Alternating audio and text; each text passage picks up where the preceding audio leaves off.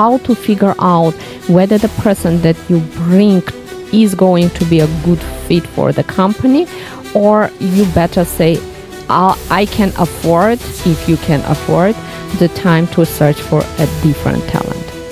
Well, if you already have existing employees, like I did in all of my companies, except obviously employee number one, right? They had an interview with other people within the company because they're going to work directly with them.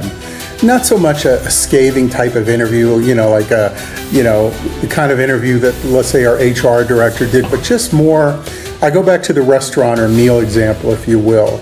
How are they going to work with their coworkers? How are they going to blend in?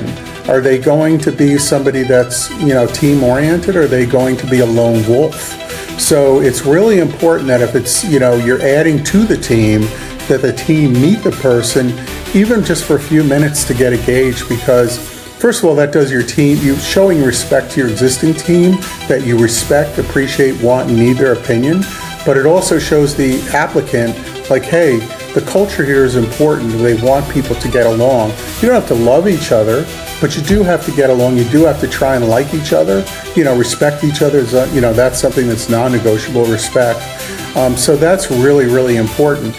And when you're looking for somebody virtually or, as a contractor, find out what their plan is, because you don't want to bring a contractor on board who, let's take an administrative assistant for, as an example.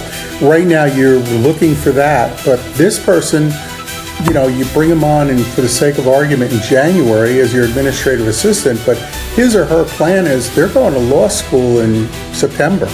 Well, is that really your best possible hire? So, and I think also another key is whether they're a contractor or whether they're an in-house employee, make sure you share your vision with them. Where's this company going? What are we going to, terrible example, a terrible phraseology, but what are we going to be when we grow up? What kind of company are we going to be? Where are we going? Because some people don't want to work for a bigger company or growing company because it's demanding.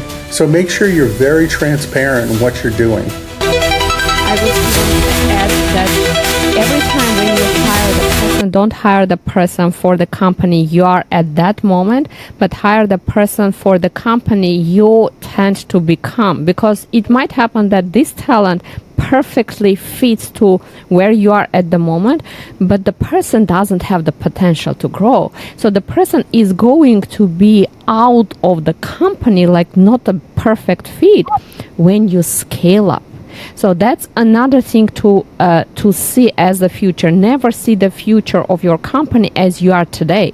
See where the person will fit your company if you grow, if you move, if you fail.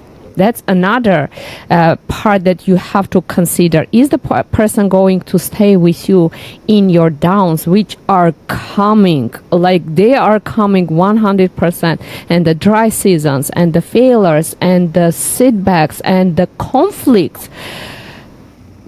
I don't even want to enter that topic because that's endless. So when the person starts the company, normally they underestimate the importance of the finances, the financial plan, the vision, understanding the money, what is the liquid money, what is the revenue, what is the growth, what is the so the differences. And many people confuse the the growth with the revenue, and they don't see what is the meaning, like for the liquid money, what is the meaning for the budget that you need for the setbacks or when the hard times come.